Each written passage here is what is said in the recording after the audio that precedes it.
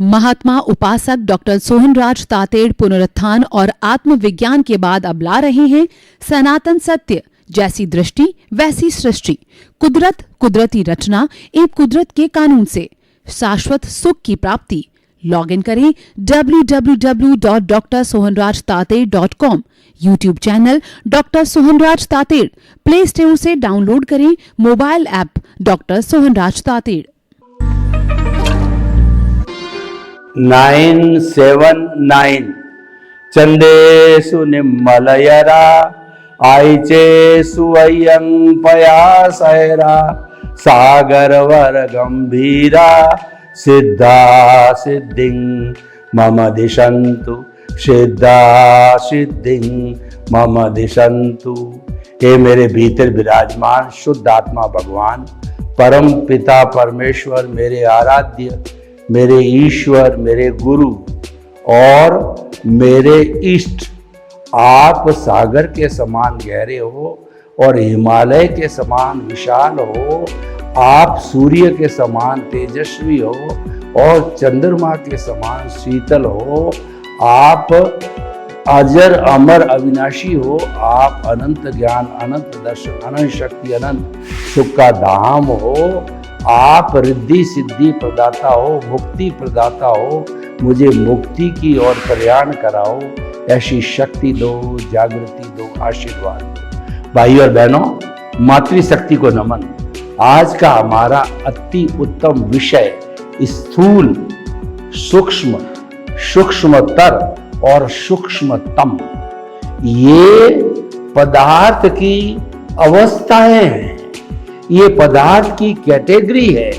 पदार्थ वही है, लेकिन उसकी साइज के अनुसार उसकी अलग अलग कैटेगरी बनी है। चेतन तत्व अमूर्त होता है, इसीलिए चेतन तत्व सूक्ष्म होने के कारण भी इस जो है पदार्थ की परिधि में नहीं आता है। तो ये सूक्ष्म, स्थूल, सूक्ष्मतर और सूक्ष्मतम है, ये पुद्गल पर लागू होते हैं, जड़ पर लागू होते हैं। पहले हम थोड़ी पुद्गल और जड़ की परिभाषा करते हैं कि जो गलन मिलन धर्मा होता है, यानी कि जो कि जिसका की उत्पाद होता है वह होता है, उसको गलन मिलन धर्मा कहते हैं। वह टूटता है, जुड़ता है, उसमें फ्यूजन होता है, कॉम्बिनेशन होता है, उसको जड़ कहते हैं, पुद्गल कहते हैं। और पुद्गल की सूक्ष्मतम अवस्था, जो कि मैं आपको अभी बता रहा हूं, ये सूक्ष्मतम अवस्था का नाम परमाणु है।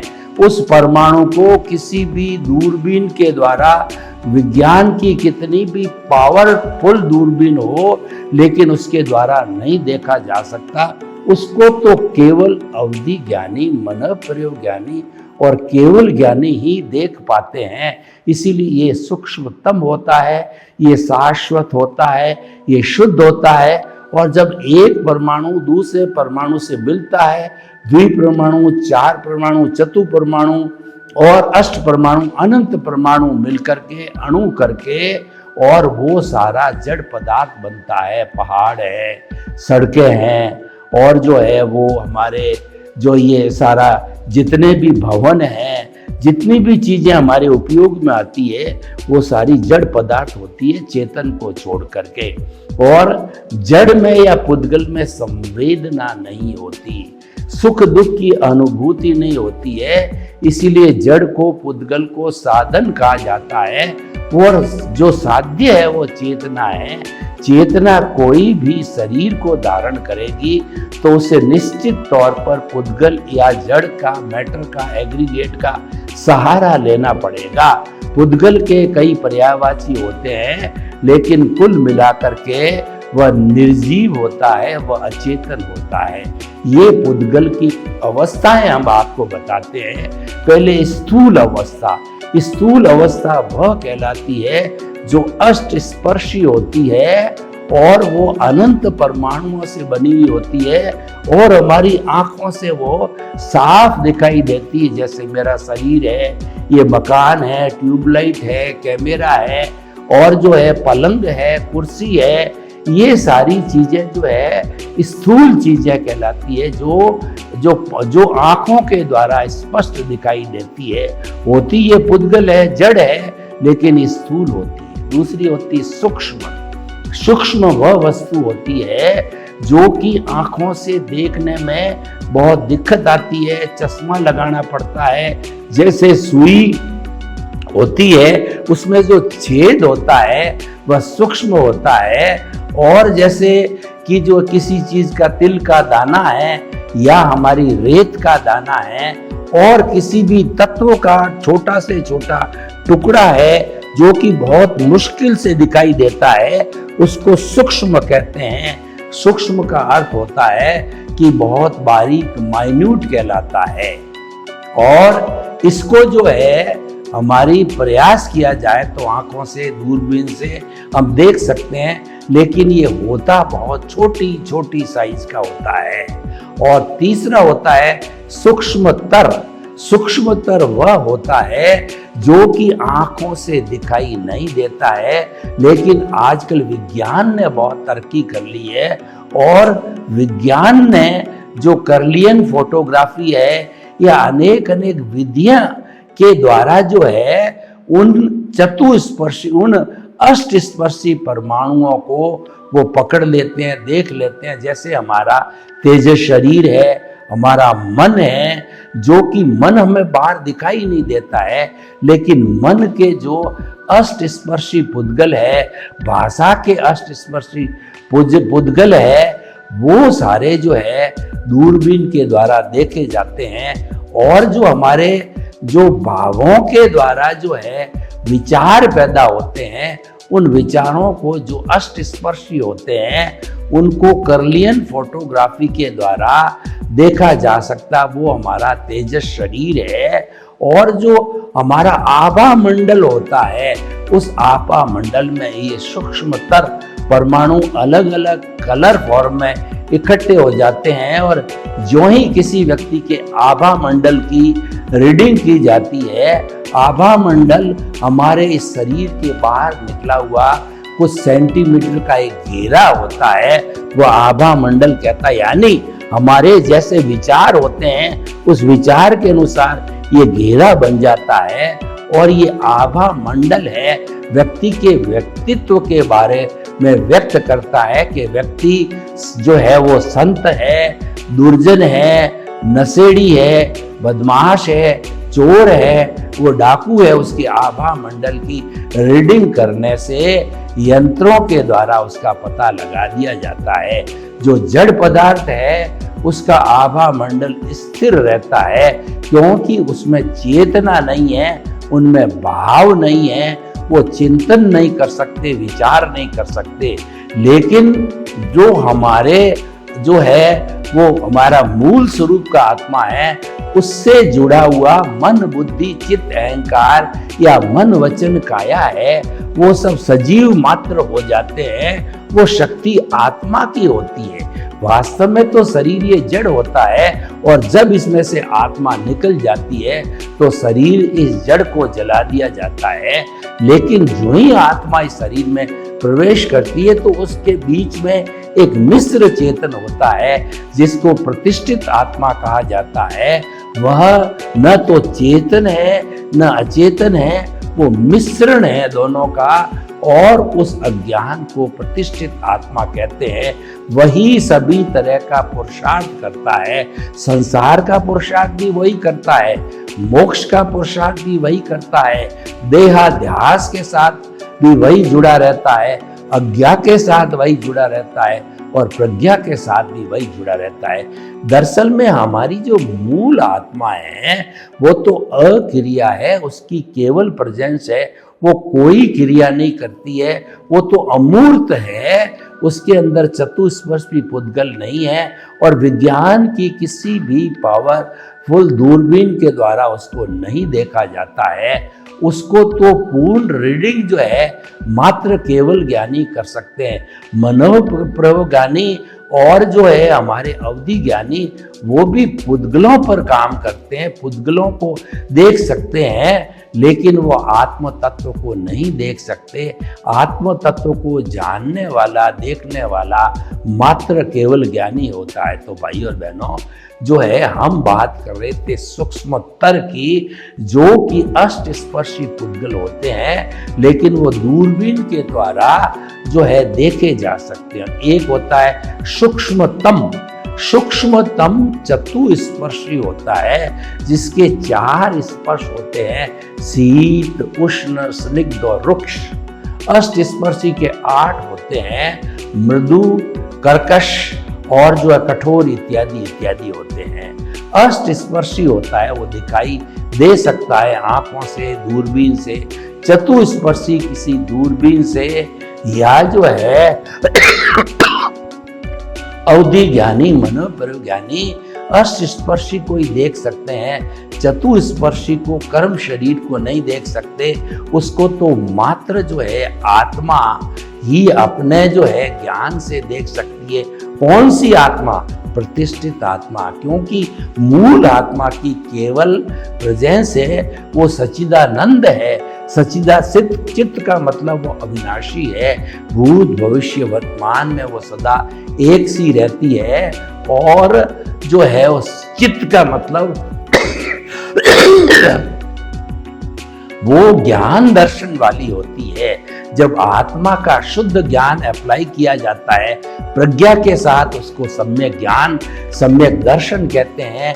और वही प्रतिष्ठित आत्मा जब देहाध्यास से जुड़ जाती है, अज्ञा से जुड़ जाती है, अज्ञान से जुड़ जाती है, तो वो मिथ्या ज्ञान, मिथ्या दर्शन करने लग जाती है। मिथ्या ज्ञान, मिथ्या दर्शन है, वो सारा अज्ञान है, वो हमारे शरीर से जुड़ा हुआ है। और सम्यक ज्ञान, सम्यक दर्शन विज्ञान है। जो जो इसका डेवलपमेंट होता है, जागृति के साथ में इसका डेवलपमेंट होता है।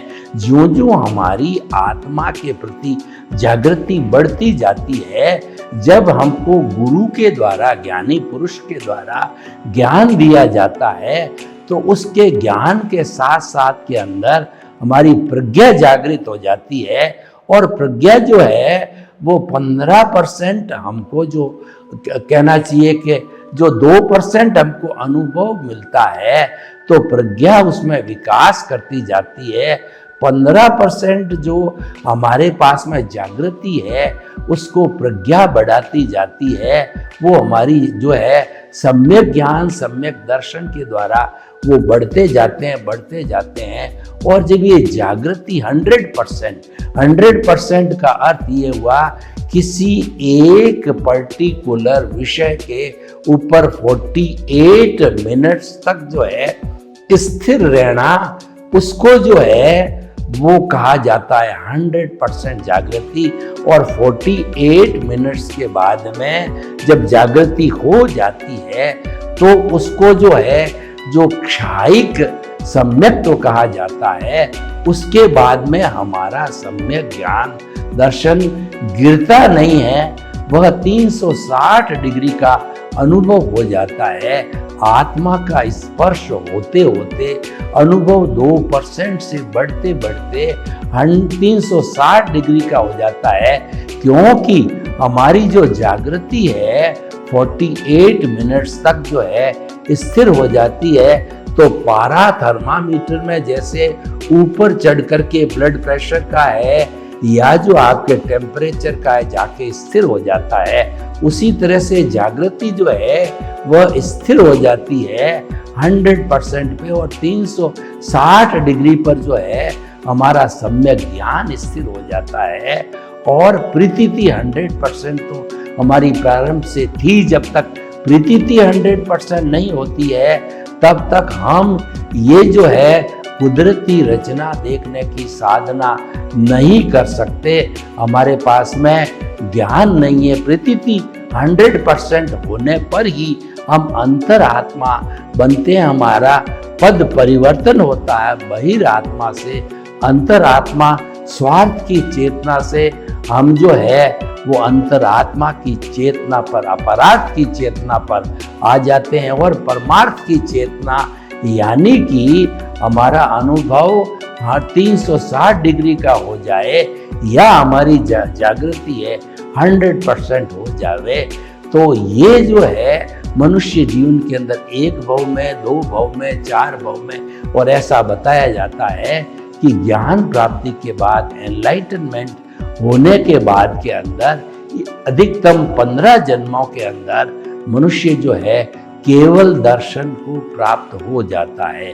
केवल दर्शन प्रतिष्ठित आत्मा का सबसे जो हाईएस्ट पुरुषार्थ है। इसके बाद में प्रतिष्ठित आत्मा कोई भी सम्यक पुरुषार्थ नहीं करती, मोक्ष का पुरुषार्थ नहीं करती।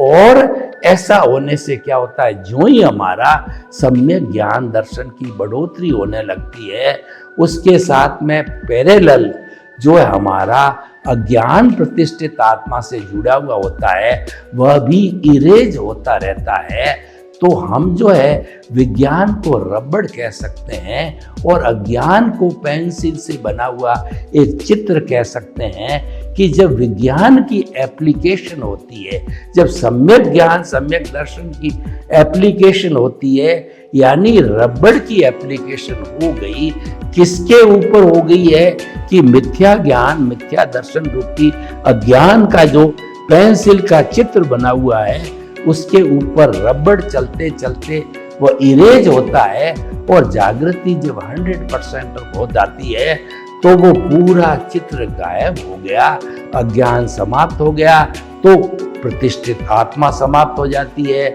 मन समाप्त हो जाता है और हमारे को उस जन्म में केवल दर्शन हो जाता है।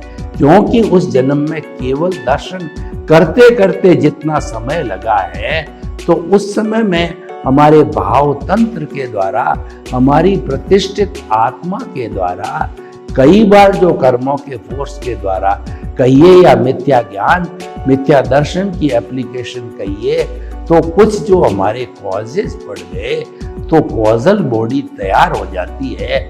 उस कॉजल बॉडी को समाप्त किए बिना हमारे को केवल ज्ञान नहीं हो सकता, मुक्ति नहीं हो सकती। इसीलिए जिसको केवल दर्शन होता है, वो माँ के पेट में जो है तीर्थंकर रूप में, केवली रूप के अंदर वो 3 ज्ञान लेकर के आते हैं, मृति, शुद्ध और अवधि, उनसे उनको दिखाई देता है। और जो तीनों दिखाई देते हैं उसका कारण है अवधि दर्शन है। इसका कारण जो है हमारा केवल दर्शन है, जो नेक्स्ट बर्थ के अंदर उस केवल दर्शन होने के बाद जो परिणाम का भुगतान, कॉजल बॉडी इकट्ठी की गई है, कर्म शरीर जितना भी बचा हुआ, हालांकि वो प्राय जो है शुभ होता है, तो शुभ को इरियापतिक कर्म बंद कहते हैं।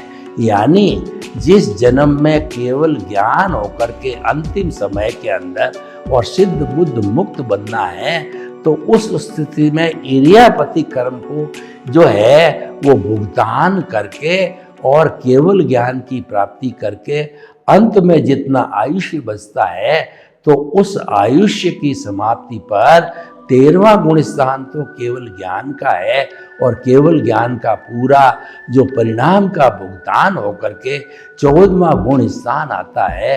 तो 14वें गुण स्थान के अंदर शैलेशी अवस्था में अ, उ, री, ली, ये 5 अक्षर बोले, जितने में पहले जो मन का उत्सर्ग होता है, फिर वचन का उत्सर्ग होता है, फिर काया का उत्सर्ग होता है, और 2/3 काया की अवधारणा जो है वो साथ लेकर के आत्मा जाती है। 1/3 का कर्म शरीर पीछे जड़वत बच जाता है। 2/3 की अवगाहना ये वास्तव में तो अमूर्त होती है, लेकिन जो है ये रूपक रूप में बताया गया है कि लो के अंदर लीन हो जाती है। और जो सिद्ध शिला के अंदर कोई भी लौ, कोई भी जो कहना चाहिए भगवान, ईश्वर, मुक्त आत्मा है, एक दूसरे को डिस्टर्ब नहीं करती है। ये सिर्फ रूपक के रूप में समझाने के लिए 2/3 अवगाहना लेकर के जाती है, बात बताई जाती है। तो भाई और बहनों, हम आपको बताना चाहते हैं कि ये 4 कैटेगरी है, ये पुद्गल की है, ये जड़ की है, एग्रीगेट की है, इसको समझना बहुत जरूरी है। तो ये जो सूक्ष्मतम अवस्था है उसको समझा जाना चाहिए।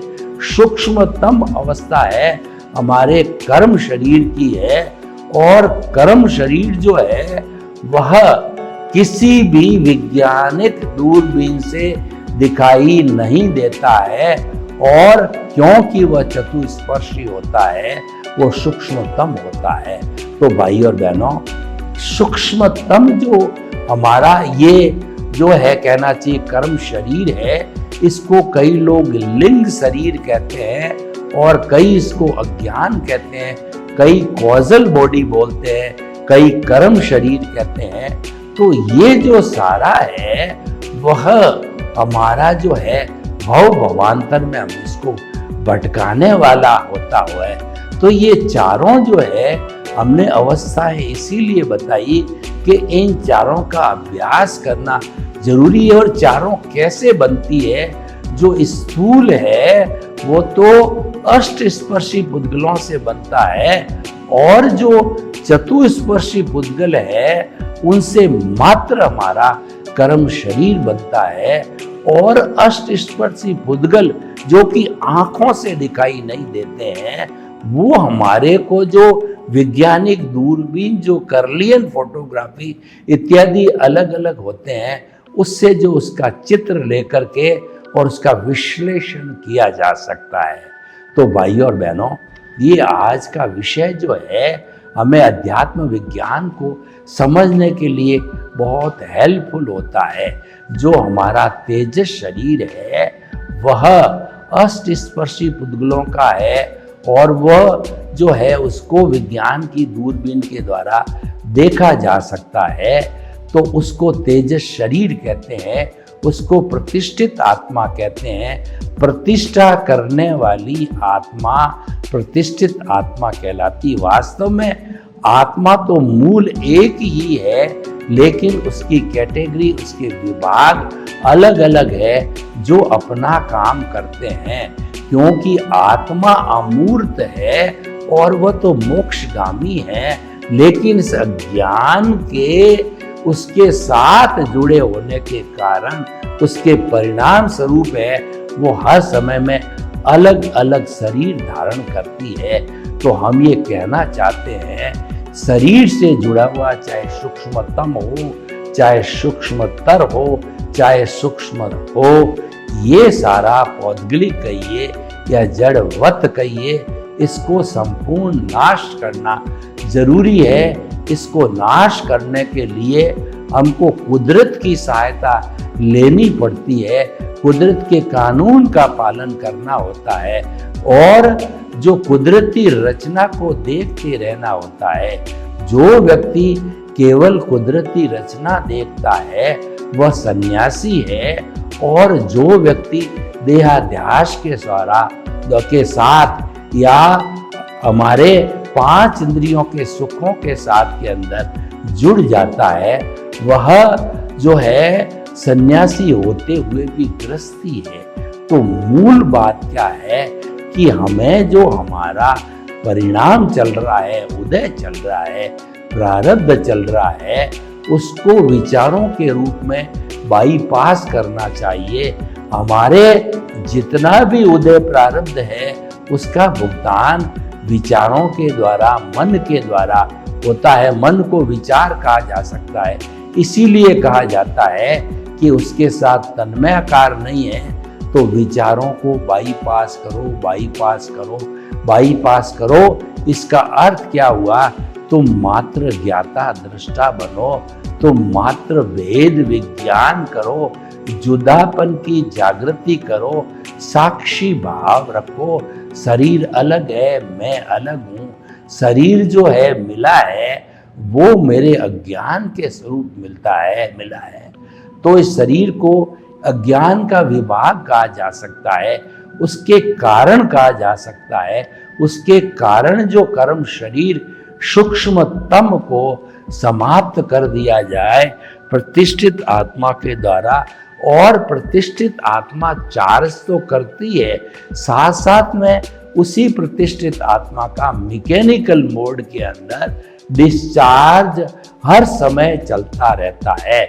जब कोई व्यक्ति जन्म लेता है, मृत्यु तक जाता है, ये सारा जो है पिछले जन्म का जितनी कॉजल बॉडी भाव मन बना के लाए थे, वो भाव मन पुरानी बॉडी को तो जला दिया गया, नई बॉडी सोहन राज के रूप में आई, तो जो भाव मन आत्मा साथ में लेके आई है, सोहन राज के आते ही वो द्रव्य मन परिणाम स्वरूप लेना देना हिसाब के रूप के अंदर कन्वर्ट हो जाती है।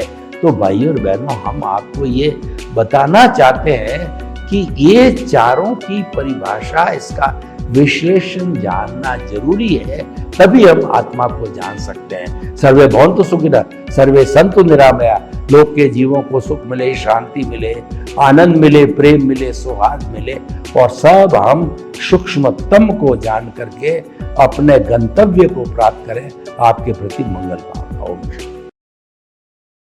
महात्मा उपासक डॉक्टर सोहनराज तातेड़ पुनरुत्थान और आत्मविज्ञान के बाद अब ला रहे हैं सनातन सत्य, जैसी दृष्टि वैसी सृष्टि, कुदरत, कुदरती रचना एवं कुदरत के कानून से शाश्वत सुख की प्राप्ति। लॉग इन करें www.drsohanrajtated.com, YouTube channel doctor Sohanraj Tated, play store से डाउनलोड करें mobile app doctor Sohanraj Tated.